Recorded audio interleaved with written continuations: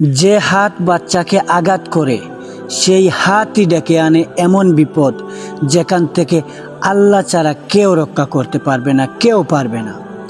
আপনি কি জানেন এমন একটি গুনাহ আছে যেটা করলে আল্লাহর সাথে সাথে আযাব দেন না, কিন্তু এমন এক বিপদ নামিয়ে দেন যে বিপদে আপনার নিজের সন্তানই আপনার বিরুদ্ধে দাঁড়িয়ে যাবে। আজ আমি এমন এক বিষয়ের কথা বলবো যেটা আমরা প্রতিদিন করি, কিন্তু ভাবি না এর পরিণাম কত ভয়ঙ্কর হতে পারে। বাচ্চাদের মারধর। অনেকে বলে আমি তো বাবা, মারতেই পারি, কিন্তু প্রশ্ন হলো আল্লাহ কি আপনাকে সেই অধিকার দিয়েছেন? আল্লাহ কি আপনাকে সেই অধিকার দিয়েছেন? এই প্রশ্নের উত্তর জানলে আজকের পর আপনি আর কোনোদিন রাগের মাথায় হাত তুলতে পারবেন না। শেষ পর্যন্ত শুনুন, কারণ শেষের ঘটনা শুনলে আপনার চোখ ভিজে যাবে। সত্যি, শেষের ঘটনা শুনলে আপনার চোখ ভিজে যাবে। আপনি যাকে দুর্বল মনে করছেন, আল্লাহ তার দোয়া সবচেয়ে আগে শুনেন। রাসূলুল্লাহ সাল্লাল্লাহু আলাইহি ওয়াসাল্লাম বলেছেন, যে ব্যক্তি ছোটদের প্রতি দয়া করে না সে আমার উম্মত নয়। আবারও বলছি, রাসূলুল্লাহ সাল্লাল্লাহু আলাইহি ওয়াসাল্লাম বলেছেন, যে ব্যক্তি ছোটদের প্রতি দয়া করে না সে আমার উম্মত নয়। একবার কল্পনা করুন, আপনার বাচ্চা রাতে কাঁদছে, ভয়ে কাঁপছে, আর সে বলছে, হে আল্লাহ, আমাকে এই কষ্ট থেকে বাঁচাও। হে আল্লাহ, আমাকে এই কষ্ট থেকে বাঁচাও। আপনি জানেন কি, মজলুমের দুয়ার আর আল্লাহর মাঝে কোনো পর্দা নেই। আবারও বলছি, আপনি জানেন কি, মজলুমের দুয়ার আর আল্লাহর মাঝে কোনো পর্দা নেই। এখন প্রশ্ন হলো, আপনার সন্তান যদি মজলুম হয় তাহলে আপনি কাদের দলে? এই প্রশ্নের উত্তর শুনতে হলে পরের অংশটা মিস করবেন না। এই প্রশ্নের উত্তর শুনতে হলে পরের অংশটা মিস করবেন না। মারধর কি জন্ম দেয়? মারধর শিশুকে ঠিক করে না, মারধর শিশুকে ভাঙ্গে। মারধর শিশুকে ভাঙ্গে। যে শিশুকে মারা হয় সে ভয় শিখে, মিথ্যা বলা শিখে, মনে ঘৃণা জন্মায়। আজ সে ছোট, কাল সে বড় হবে, আর তখন সে বাবা মায়ের কথা শুনবে না, সে দূরে সরে যাবে। সে এমন কাজ করবে যার দায় আপনিই নেবেন। সে এমন কাজ করবে যার দায় আপনিই নেবেন। এই কারণে ইসলাম শাসন দেয়, তার তার বিয়াত দাও, নির্যাতন নয়। কিন্তু আল্লাহ কেন এটাকে এত বড় অপরাধ বানালেন? উত্তর আছে পরের অংশে। দুনিয়াতেই আজাব, সব আজাব কবর থেকে শুরু হয় না। কিছু আজাব শুরু হয় আপনার নিজের ঘর থেকে।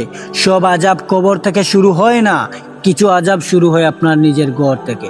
বাচ্চাকে মারধর করলে সংসারে বরকত উঠে যায়, রিজিকে অশান্তি হাসে, সন্তান অবাধ্য হয়, বাবা মায়ের কথা মানে না। এগুলো কাকতাল নয়, এটা আল্লাহর নীরব শাস্তি। আপনি ভাবেন আমি তো ভালো আছি, কিন্তু ভেতরে ভেতরে শান্তি নাই, ঘুম নাই, দোয়া কবুল হয় না। এর কারণ জানেন? শুনুন পরের অংশে। কিয়ামতের ভয়ঙ্কর বিচার।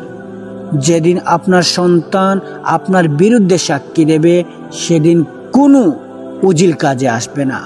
কিয়ামতের দিন জবান কথা বলবে, হাত পা সাক্ষী দেবে, চোখ সাক্ষী দেবে, আর সবচেয়ে ভয়ঙ্কর, অন্যায়ভাবে কষ্ট পাওয়া সন্তান সাক্ষী দেবে। সেদিন আপনি বলবেন আমি তো শিক্ষা দিতে চেয়েছিলাম, কিন্তু আল্লাহ বলবেন আমি কি তোমাকে মারার অনুমতি দিয়েছিলাম? এই প্রশ্নের সামনে আপনি কি দাঁড়াতে পারবেন? ভাবতে কষ্ট হলে পরের অংশে শুনুন, রাসূল সাল্লাল্লাহু আলাইহি সাল্লাম কি করতেন, যিনি আমাদের আদর্শ। তিনি কখনো শিশুদের মারেননি। হাদিসে আছে রাসূল সাল্লাল্লাহু আলাইহি সাল্লাম কখনো কোনো শিশু, কোনো স্ত্রী, কোনো খাদামকে আঘাত করেননি। বরং তিনি শিশুদের কোলে নিতেন, ভালোবাসতেন, বুঝাতেন। তিনি জানতেন ভালোবাসা দিয়ে যা বদলায়, হাতের আঘাতে তা কখনো বদলায় না।